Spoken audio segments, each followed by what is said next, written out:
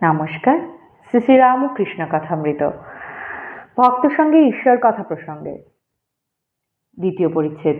রঙ্গালয়ে গিরিশ যে ঘরে বসেন সেইখানে অভিনয়ন্তে ঠাকুরকে লইয়া গেলেন। গিরিশ বলিলেন, বিবাহ বিভ্রাট কি শুনবেন?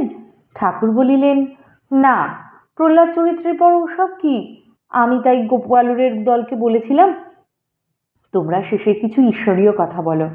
বেশ ঈশ্বরের কথা হচ্ছিল, আবার বিবাহ বিভ্রাট, সংসারের কথা, যা ছিলুম তাই হলুম। আবার সেই আগেকার ভাব এসে পড়ে। ঠাকুর গিরিশাদির সহিত ঈশ্বরীয় কথা কহিতেছেন। গিরিশ বলিতেছেন, মহাশয় কিরকম দেখলেন? শ্রীরামকৃষ্ণ, দেখলাম সাক্ষাৎ তিনিই সব হয়েছেন। যারা সেজেছে তাদের দেখলাম সাক্ষাৎ আনন্দময়ী মা, যারা গোলকে রাখাল সেজেছে তাদের দেখলাম সাক্ষাৎ নারায়ণ। তিনিই সব হয়েছেন। তবে ঠিক ঈশ্বর দর্শন হচ্ছে কিনা তার লক্ষণ আছে। একটি লক্ষণ আনন্দ, সংকোচ থাকে না, যেমন সমুদ্র, উপরে হিল্লোল কল্লোল, নিচে গভীর জল। যার ভগবান দর্শন হয়েছে সে কখনো পাগলের ন্যায়, কখনো পিশাচের ন্যায় সূচি অসুচি ভেদ জ্ঞান নেয়, কখনো বা জ্বরের ন্যায়, কেননা অন্তরে বাইরে ঈশ্বরকে দর্শন করে অবাক হয়ে থাকে।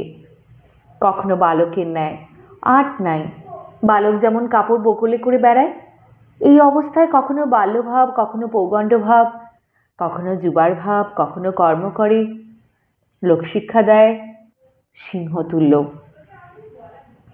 জীবের অহংকার আছে বলে ঈশ্বরকে দেখতে পায় না।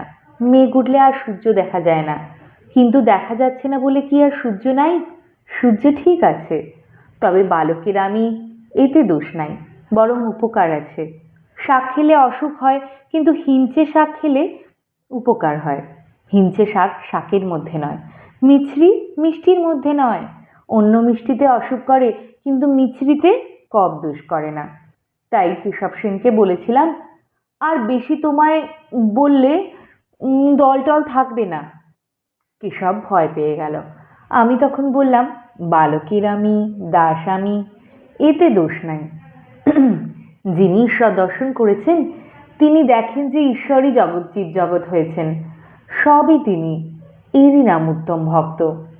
গিরিশ, সবই তিনি, তবে একটু আমি থাকে, কব দোষ করে না। শ্রীরামকৃষ্ণ সহাস্যে, হ্যাঁ, ওতে হানি নাই। ও আমিটুকু সম্ভোগের জন্য। আমি একটি, তুমি একটি হলে আনন্দ ভোগ করা যায়। সেব্য সেবকের ভাব।